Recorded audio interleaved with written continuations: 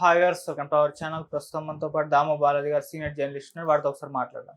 Sir నమస్కారం sir. నమస్తే. Sir, చైనాలో కొత్త వైరస్ హెచ్ఎంపీవీ అనే ఒక వైరస్ వేగంగా వ్యాప్తి చెందడంతో ఇప్పుడు ఇది ప్రపంచాన్నే మరోసారి టెన్షన్ పెడుతుంది. అంటే ఆల్రెడీ మనం కరోనా చూసాం, ప్రపంచాన్ని ఏ విధంగా ప్రభావితం చేసిందో తెలిసిందే. మరి ఇప్పుడు ఈ కొత్త వైరస్ హెచ్ఎంపీ వైరస్ ఏంటి, దీని లక్షణాలు ఏంటి, మరి ప్రపంచవ్యాప్తంగా వ్యాప్తి చెందే అవకాశాలు ఏమన్నా కనిపిస్తున్నాయా? దీని నుంచి ఎలా జాగ్రత్త పడాలి, మీరేం చెప్తారు సార్ ఈ వైరస్ గురించి? గత కొన్ని రోజుల నుంచి చైనాలో పెద్ద ఎత్తున హాస్పిటల్లో చేరుతున్నారు. ముఖ్యంగా పిల్లలు, ఏజ్డ్ పీపుల్, వీళ్ళు ఈ రెండు రకాల ప్రజలు ఎక్కువగా హాస్పిటల్లో జాయిన్ అవుతున్నారు. ఇది ప్రపంచవ్యాప్తంగా ఒక టెన్షన్ వాతావరణం క్రియేట్ కావడానికి జరుగుతుంది. అసలు చైనాలో ఏం జరుగుతుంది? ఎప్పుడైనా చైనాలో మొదలైతే అందరికి భయం. మన కరోనా కూడా ఫస్ట్ చైనాలో తెలుసు మనకి. కోవిడ్-19 అనే వైరస్ అక్కడ స్టార్ట్ అయింది. అప్పుడు ఎవరు పట్టించుకోలేదు. కానీ ఆ తర్వాత ప్రపంచవ్యాప్తంగా అది సృష్టించిన విలయతాండం అనేది ఇప్పటికి కూడా ఎవరు మర్చిపోలేని పరిస్థితి. దాని ప్రభావం మనుషుల జీవితాల మీద కావచ్చు, ఆర్థిక వ్యవస్థ మీద కావచ్చు, రకరకాల పార్శ్వాలలో అది అటాక్ చేసింది. ఇప్పుడు అందుకని ఎక్కడైనా చైనాలో వైరస్ అంటేనే అందరికీ ఒక రకంగా గుండెల్లో దడ స్టార్ట్ అయ్యే పరిస్థితి ఏర్పడింది. అసలు ఏంటి వైరస్, దాని లక్షణాలు ఏంటి, దాని క్యూర్ ఉందా, దానికి ఏమన్నా నివారణ ఏంటి, దాన్ని ఏమేమి ఒకవేళ మనకి వస్తే ఏం జాగ్రత్తలు పాటించాలి, అది హౌ డేంజరస్ ఇట్ ఈజ్ అనేది మనం చూద్దాము. దీని పేరు హెచ్ఎంపీవీ వైరస్. హెచ్ఎంపీవీ అంటే హ్యూమన్ మెటానిమో వైరస్ అన్నమాట.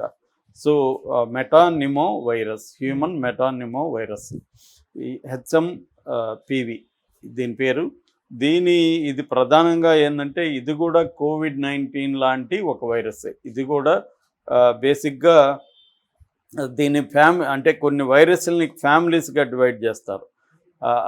దాంట్లో కొన్ని డిఎన్ఏ బేస్డ్ వైరస్లు ఉంటాయి, కొన్ని ఆర్ఎన్ఏ బేస్డ్ వైరస్లు ఉంటాయి. ఇది ఆర్ఎన్ఏ బేస్డ్ వైరస్. ఆర్ఎన్ఏ అంటే రిబో న్యూక్లిక్ యాసిడ్ అనమాట. ఈ రిబో న్యూక్లిక్ యాసిడ్ అనేది న్యూక్లిక్ యాసిడ్. ఇది అన్ని లివింగ్ సెల్స్లో కూడా ఉంటుంది. ఇది కొంత డిఎన్ఏ స్ట్రక్చర్ని పోలి ఉంటుంది. ఇది మన జెనెటికల్ దీంట్లోకి చాలా ఫంక్షన్స్లో ఉంటుంది. దాన్ని అటాక్ చేసే వైరస్ అనమాట. ఇది ఆర్ఎన్ఏ కైండ్ ఆఫ్ వైరస్ అంటారు.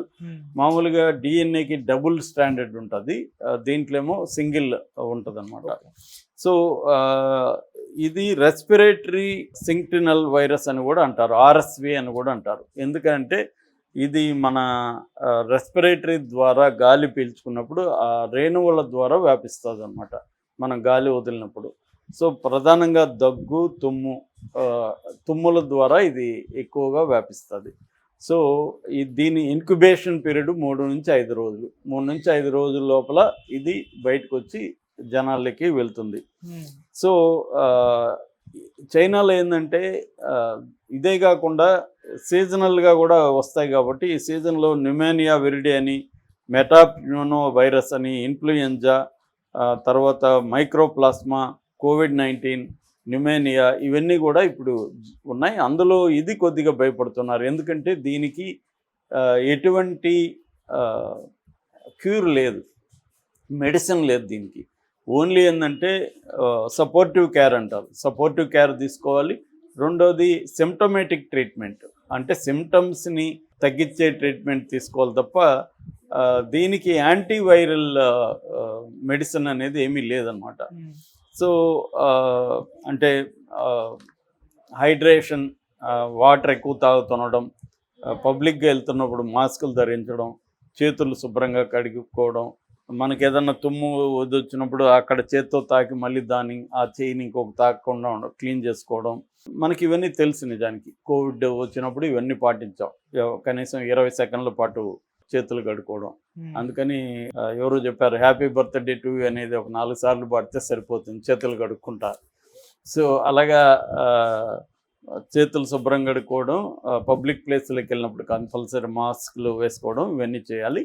దీని ప్రధానంగా సిమ్టమ్స్ ఎలాగ వస్తుందంటే ఇది వచ్చినప్పుడు దగ్గుతో స్టార్ట్ అవుతుంది. దాని తర్వాత తుమ్ములు వస్తాయి, జ్వరము వచ్చే అవకాశం ఉంది. ముఖ్యంగా బలహీనంగా ఉన్న వాళ్ళకి, మనకి రోగనిరోధక శక్తి తక్కువ ఉన్న వాళ్ళకి ఇది ఎక్కువగా అటాక్ అయ్యే అవకాశం ఉంది. అందుకని చైనాలో కూడా చిన్నపిల్లలు, ముసలి వాళ్ళు, ఈ 2 సెక్షన్లకి ఎక్కువగా అటాక్ అవుతుంది. ఎందుకంటే చిన్నపిల్లల్లో ఈ ఇమ్యూనిటీ పవర్ అనేది తక్కువ ఉంటుంది. అట్లాగే పెద్దవాళ్ళకి కూడా తక్కువ ఉంటుంది. పెద్దవాళ్ళకి ఏంటంటే వివిధ రకాల జబ్బులు కూడా ఆల్రెడీ బలహీనమైన పరిస్థితుల్లోకి నెట్టివేస్తాయి. అంటే డయాబెటీస్ ఉండొచ్చు, తర్వాత లంగ్ రిలేటెడ్ ఇష్యూస్ ఉండొచ్చు, బీపీ ఉండొచ్చు. ఇవన్నీ ఉండడం వల్ల ఒక వల్నరబుల్ కండిషన్లో వాళ్ళు ఉంటారు కాబట్టి వాళ్ళకి ఎక్కువ అటాక్ అయ్యే అవకాశం ఉంది. సో బేసిక్గా ఏంటంటే ఇది కొత్తగా ఇప్పుడు కనిపెట్టిన వైరస్ కూడా ఏం కాదు. ఇది 2021లో ఫస్ట్ దీన్ని కనిపెట్టారు. అయితే ఇప్పుడు చైనాలో ఎందుకు దీన్ని చూసి మనం భయపడాల్సిన పరిస్థితి ఎందుకు ఉందంటే అక్కడ పెద్ద ఎత్తున జనం హాస్పిటల్లో చేరుతున్నారు. అక్కడ మీడియా దాన్ని రిపోర్ట్ చేస్తుంది. సో దీనివల్ల ఇదేమన్నా మళ్ళీ వ్యాపిస్తుంది. ఎందుకంటే ఇవాళ ఇంటర్ కనెక్టెడ్ వరల్డ్ అయిపోయింది. మన గ్లోబలైజ్డ్ వరల్డ్లో చైనాలో వచ్చినంత మాత్రం ఇండియాలో రాదనేది చెప్పలేం. ఎందుకంటే చైనాకి ఇండియాకి ట్రేడ్ రిలేటెడ్ రిలేషన్స్ కానీ టూరిజం కానీ విపరీతంగా ఉంది. మనం ఎక్కడ పోయినా ఏ సందులో పోయినా చైనా వస్తువు దొరుకుతుంది మనకి. సో అందువల్ల మన కనెక్షన్స్ ఉంటాయి కాబట్టి మన వాళ్ళు అక్కడికి వెళ్ళడం, అక్కడికి వాళ్ళు మన ఇక్కడికి రావడం జరుగుతూ ఉంటుంది కాబట్టి వచ్చే అవకాశాలు ఉన్నాయి. అందుకని రెండోది ఏంటంటే సీజనల్గా మనకు కూడా ఇక్కడ కూడా డెంగ్యూ ఇవన్నీ కూడా విపరీతంగా వస్తూనే ఉన్నాయి. కాకపోతే దీంట్లో ఏంటంటే మరీ డేంజరస్ కాదు ఇది. ఎవరికి డేంజర్ అంటే చిన్నపిల్లలకి డేంజర్ ఉంది, పెద్దవాళ్ళకి డేంజర్ ఉంది. కొంత ఇమ్యూనిటీ పవర్ ఉంటే డేంజర్ లేదు. అంటే దీనివల్ల ఇటువంటి మనకు నిజానికి కోవిడ్ వచ్చినప్పుడు అందరూ భయపడ్డారు, ఇంకా మీద జాగ్రత్తలు తీసుకోవాలనుకున్నారు. ప్రపంచం పాతగా ఉండదు, మళ్ళీ కొత్తగా ఉంటుంది అనుకున్నారు. కానీ మళ్ళీ కొద్ది రోజులకి మర్చిపోయారు. జనం ఏంటంటే మనకి మెట్ట వేదాంత అంటారు, వచ్చినప్పుడు మాత్రమే మనం ఏదో నిర్ణయాలు తీసుకుంటాం, మళ్ళీ నార్మల్ దీంట్లోకి పడిపోయినప్పుడు మళ్ళీ పట్టించుకోం. కాకపోతే ఓవరాల్గా కొంత హెల్త్ కాన్షియస్నెస్ పెరిగింది సమాజంలో. అంటే ముఖ్యంగా మనం ఒక సింపుల్ ఎగ్జాంపుల్ చెప్పుకోవాలంటే డ్రై ఫ్రూట్స్ ఎక్కడ చూసినా షాపులు పెరిగాయి. ఎందుకంటే అవి తింటే మనకి ఇమ్యూనిటీ పవర్ పెరుగుతుందని.